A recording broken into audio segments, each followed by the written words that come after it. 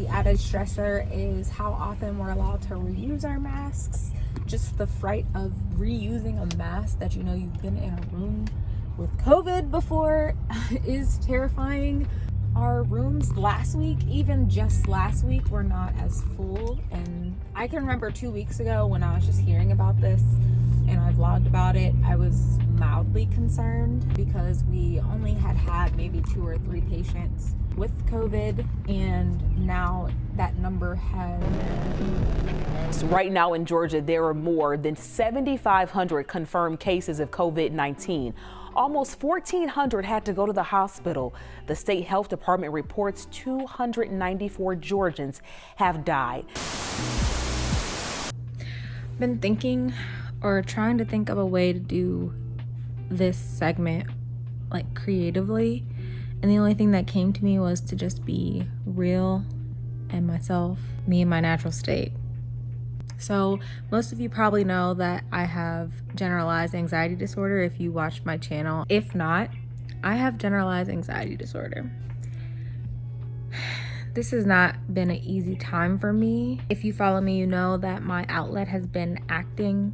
Now that I don't have that weekly class, I had been casted in 2 other things that were shut down. It's like, what do? You know, I just kind of feel stuck because switching from being stressed out at work, working with COVID patients, and being terrified that your mask isn't fitting right, or that we may run out of masks, or will I bring this to my house, you know, that's just contracting the virus. That's not including if you have like a hectic night. Switching from work mode to acting mode was hard before. Switching from work mode to coming home mode and not having really an idea of an outlet has been really rough for me mentally. And it may not seem like a big deal, but it's a huge deal for me.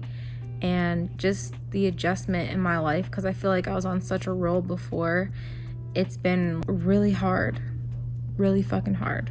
One thing I wish people would understand more is people with anxiety don't always just freak out. That's not anxiety. I have a little bit of social anxiety, which is really surprising to some people. When I get to work, I have to take a minute to myself to adjust to being around people. It comes off as I'm being quiet and like have an attitude or a distance, but it's really me just trying to get my mind together. I'm a happy, like, positive person, so people expect me to be that all the time, you know? It's all these things that it comes off socially that it's really just something in your head that you just can't control. And yeah, it's rough right now, especially right now. Like, you don't know what to expect when you go to work, you know, if you're gonna have masks or protective equipment, blah, blah, blah, if protocols are gonna change, if someone's gonna code, if you're gonna run out of beds, get more patients, it's just a lot. So the adjustment from home to work for me is the worst. It's really hard. Like, I work tomorrow and like I have to prepare now 12 hours in advance just to even be a little bit like sane when I walk in the building. It's just like, I don't know, it's really hard for me to transition to work, and it always has been. It's just harder now. But yeah, I just wish people would understand that more. I just put this immense amount of pressure on myself because when I moved to Atlanta, that was my point, and now that everything's different, it's just like, yeah, I don't know, it's a lot. I can't speak for other healthcare workers, but I know that a lot of healthcare workers are struggling with their mental health right now. I know that I am. That's hard for me to admit. I don't ever admit that I struggle with anything. Shout out to everyone that's still able to go to work, take care of other people selflessly, even though we're scared or may have anxiety about the virus. We're still going to work and doing what we need to do for these people, and that's something we should all be proud of ourselves for. And I think everyone who reaches out to me and all my family that prays for me and all my friends that pray for me.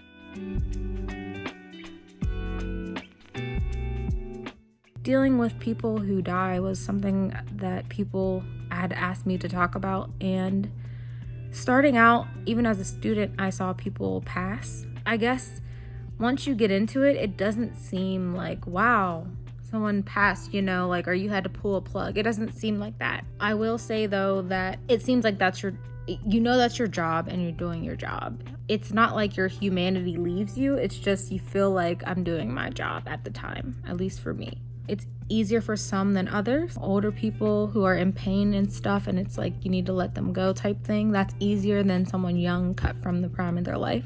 I know this goes for every healthcare worker. Some people stick with you like forever. Like there are people from my first year that I still think of. Some people stick with you, and that's just human energy, and that's just how life works. So some cases are harder than others. I've always been a more strong type personality, so I'm not one to cry. I have cried before, once. It doesn't really affect me unless it's someone that we had been caring for a really long time, and you kind of talk to them, you know, their family members come in, that kind of hurts a little more. When you lose people, you know, if you go to a code and you're doing CPR on someone, you're working on them and they don't come back. That's the first time I met that person sometimes, you know, and it's like, all I know is I need to save them. So you're just part of the team that's trying to save them. And if you can't, I believe in God. So if God's calling someone home, who am I to be like, no, God, like, don't take them, you know? I believe in God to a point where I can be like, it's okay. You know, we don't feel guilty. As long as I personally know I've done everything I can do in the situation, I'm pretty good with it. It's crazy that people are just like, wow, how do you do that? And it's like, I really don't know. And I don't think it's easy for any of us, but we know it's our job and we know we're trying to help. We're in the best interest of everyone there. And that helps a lot for us to get through. But mental health wise, I just wanted to shout out everyone, even non-healthcare workers, for just staying sane. Allow yourself to be proud of yourself for staying in the house and keeping all this at bay as best as we can. You should be proud of yourself doing your part. Find comfort in that. Like, I know that doesn't seem like a big deal, but find comfort in the fact that the reason we have to participate in this shutdown is because we're helping people. That alone is a great thing. It's a huge thing, and don't take that lightly. Be forgiving of yourself, because I have to really lighten up on myself. I've been very hard on myself, and my family that I vent to about my mental health know, like, I'm the reason that I stress out most of the time, and I need to fix that about myself. It allows me to do what I came here to do, but it's not necessarily great for my mental health. So this whole shutdown has taught me to just like take a step back and think of me. Like, I have to be at my best to do the best at the things that I want to do. A mental health check-in is very necessary, and I believe in them. So tell me how you're doing, how you're coping. I've been meditating, you know, reading the Bible, you know, binge watching shows, like things that I never allowed myself to do, I'm just doing, and it's helping. And just resting. Sleep helps my anxiety so much, and eating right.